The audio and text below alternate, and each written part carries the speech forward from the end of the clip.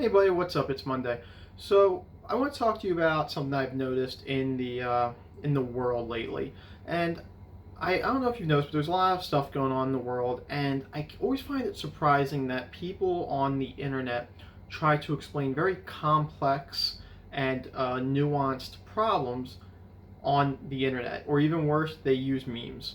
And I'm sorry to have to tell you this, but 99.9% of the things going on in the world cannot be summed up with a couple lines of text on a picture.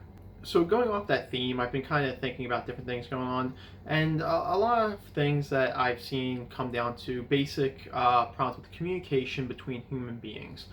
One of which is that I think it's weird that people don't seem to understand the difference between the word excuse and reason. And it really makes communication very difficult at times because people will try to explain a reason for something and other people will assume that they're trying to excuse their behavior.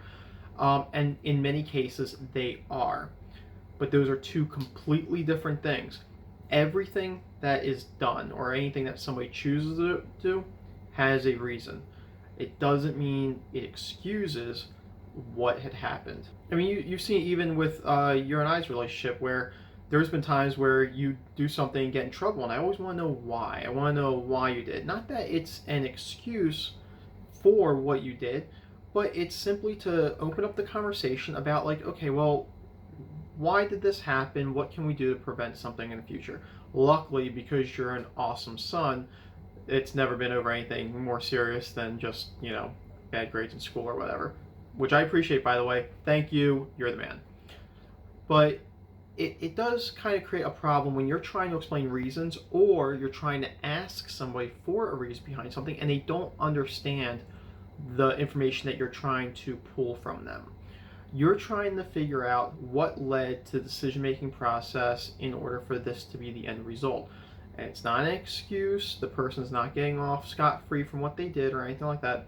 But it's very important to know reasons behind things. And the reason that knowing the reason is important is because theoretically you don't want whatever it is to happen again. So in order for that not to happen again, you kind of have to know what led up to the situation happening in the first place. You have to know how the person felt, how the person thought, the circumstances of that person. You have to know all of that so that with that you can come up with solutions or deterrence, however you want to frame the sentence. But you have to come up with something to prevent that from happening again, or at least to deter people from doing it again. So when you're trying to explain something online, or especially people who get into online debates, including myself, it's very difficult when people don't understand the difference between a reason and an excuse, because they're two completely different things, and one does not necessarily mean the other. And it's important for all of us to kind of understand that so we can communicate better with each other. And ideally, eventually, we all start to make some headway in whatever problem or situation we're trying to work on or fix. Well, anyway, Caleb, I love you. I'm proud of you. Stay awesome.